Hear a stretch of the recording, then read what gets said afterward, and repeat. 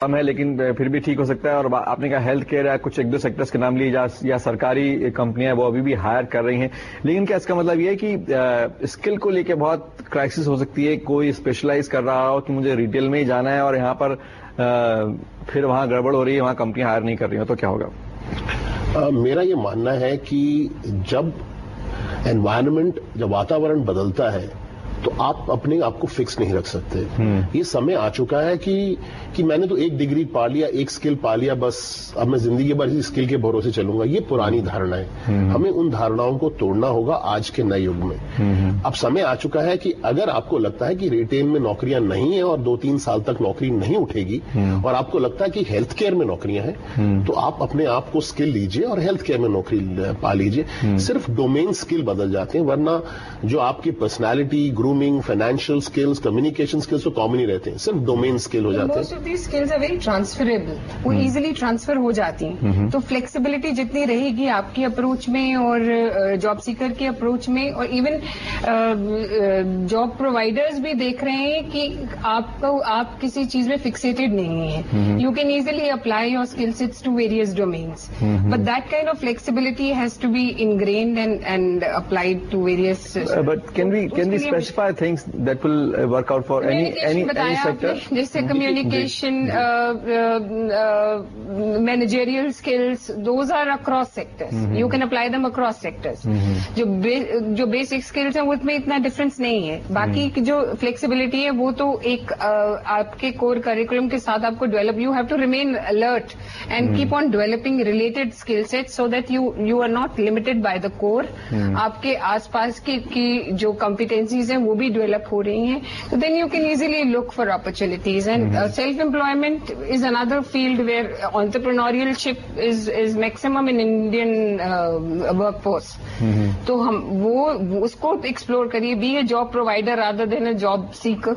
एक चीज और भी होती है, जब हम बात करते हैं रिस्क फैक्टर आ जाता है लोगों की जॉब लूज करने की सिचुएशन। एक अच्छा सिचुएशन आता है जब हर किसी को लोग बोलते हैं कि are you a multitasking person, कि मल्टीटास्किंग, जैसे आप क्रिकेट के मैच में एक ऑलराउंडर हमेशा ढूंढते हैं कि जो थोड़ी बैटिंग कर ले, बॉलिंग कर ले, फील्डिंग भी अच्छी कर ले।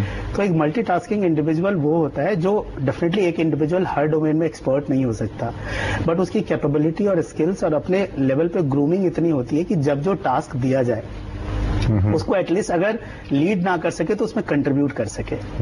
तो ये एक मल्टीटास्किंग जो एक्टिविटीज होती है वो हर ऑर्गेनाइजेशन आज के डेट में कि रिसोर्स ऑप्टिमाइजेशन की बात करती है कि एक फंक्शन है, मार्केटिंग एक फंक्शन है। अगर कंपनी स्पेंड नहीं कर रहा है तो एक मार्केटिंग का इंडिविजुअल क्या करेगा उस ऑर्गेनाइजेशन में बैठ के, अगर उनको मार्केटिंग बजट नहीं है तो उस इंडिविजुअल की सेल्स एबिलिटी है कि वो अपने आप को सेल्स के ग्लव्स में डाल सकता है, क्या वो उस पार्ट को फंक्शन को कंट्रीब्यूट कर सकता है, या वो वेट करेगा कि मेरे पास मार्केटिंग बजट आए तो मैं स्पेंड करके बोलूंगा मैं विजिबिलिटी बढ़ा दूंगा। और रोल्स रिडंडेंट हो सकते हैं, स्किल्स नहीं रिडंडेंट होती। बहुत खूब। रोल्स बदल सकते हैं कि आज आप ये कर रहे हैं आप कल, लेकिन स्किल्स, आप कुछ स्किल सेट के बारे में कुछ कह रहे थे? ये कह रहा था कि कोई भी आप नौकरी कीजिए, कुछ स्किल सेट्स कॉमन होते हैं। आपका कम्युनिकेशन, केयर, चाहे एम्प्लॉय केयर हो या कस्टमर केयर हो, एक फाइनेंशियल अक्यूमेंट जिसे बोलते हैं ना, business cost and revenue sensitivity, ये जो स्किल होते हैं हर एक रोल के लिए कॉमन होते हैं। लेकिन क्या होता है जब आप फंक्शन करना चाहते हैं, कुछ फंक्शनैलिटी बेस्ड स्किल होते हैं, उन स्किल्स में ये इंडस्ट्री स्पेसिफिक होते हैं। और मेरा ये मानना है कि आज के युवा से मैं यही कहना चाहूंगा, आपने कोई भी कोर्स किया है वो आपकी शुरुआत है, अंत नहीं है। आप दूसरा स्किल दूसरी इंडस्ट्री में एक्वायर कर सकते हैं अगर आपको लगता है कि वहां ज्यादा अपॉर्चुनिटी है। अगर आप रिटेल में है, आपने काफी एक्सपीरियंस है, काफी चीज सीखी है, अगर आप हेल्थ केयर के कुछ स्किल एक्वायर कर सकें तो आप वहां जा सकते हैं। कोर्स का तो मतलब ये है कि रास्ता, तो एक रास्ता पे जब चल रहे हैं तो आगे रुकावट आई है। नहीं, लेकिन मेरा सवाल यही था कि क्या वाकई आप नए इन्वेस्टमेंट कर सकते हैं, क्या आप अफोर्ड कर सकते हैं? हर एक की लाइबिलिटीज होती हैं, ईएमआईज होती हैं, चेंज ऑफ स्किल, क्या आपको लगता है ये स्मूथ ट्रांजिशन होता है? स्मूथ ट्रांजिशन तो नहीं होता, लेकिन मैं ये कहता हूं कि इंसान को अपने ऊपर इन्वेस्ट करना बहुत जरूरी है। और जैसे माता पिता बचपन से बच्चों को पढ़ाते लिखाए हैं, इंजीनियरिंग MBA पढ़ाते हैं, कोई हुनर सिखाते हैं, मेरा ये मानना है कि ये वन टाइम प्रोसेस नहीं है कि जब मैं 25 साल हो गया खत्म हो गया। कोर्स आप 40 साल तक सीख सकते हैं, 45 साल तक सीखते हैं। You should be employable at all times.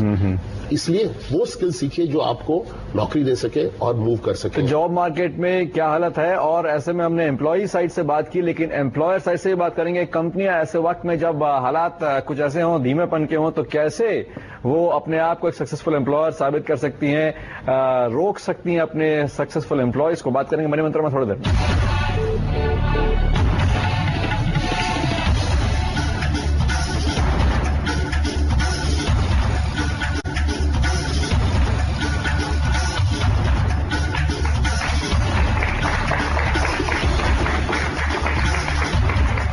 Money मंत्रा में हम बात कर रहे हैं कि जब इकोनॉमी में मंदी की आहट हो या बातें ऐसी हो रही हों, तो फिर अपनी नौकरी कैसे बचाएं, क्या सीन है जॉब मार्केट का। लेकिन अब ये भी बात करना है कि कंपनियां ऐसे वक्त में क्या करें कि उनके एम्प्लॉयज उनके पास रहें। सुनील, आपको लगता है कि एम्प्लॉय इस बात को समझता है कि एम्प्लॉयर फाइनेंशियल बर्डन में है अगर इकोनॉमी की हालत है? तो इस पर भी तमाम सर्वे छपते रहते हैं कि हाँ, भारत में कम लगता है, चीन में ज्यादा लगता है, US में और ज्यादा लगता होगा, या क्या वाकई लोग कोरिलेट करते हैं और क्या इसका कोई रिवॉर्ड मिलता है?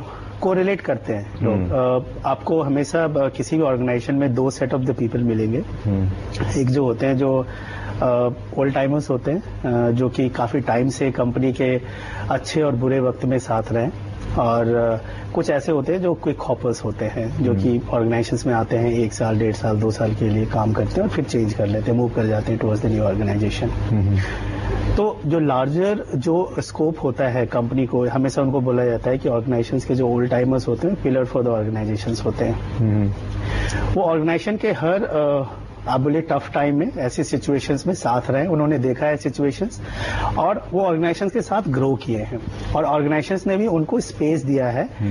कभी ऐसी सिचुएशन आती है तो उनके माइंड में एक तो जॉब सिक्योरिटी का कभी भी क्वेश्चन नहीं आता है कि मेरी जॉब सिक्योर है नहीं है, क्योंकि उसको ये पता होता है कि मेरा एम्प्लॉयर लास्ट मोमेंट तक मेरे को बाहर नहीं निकालेगा और मुझे अपने साथ रखेगा।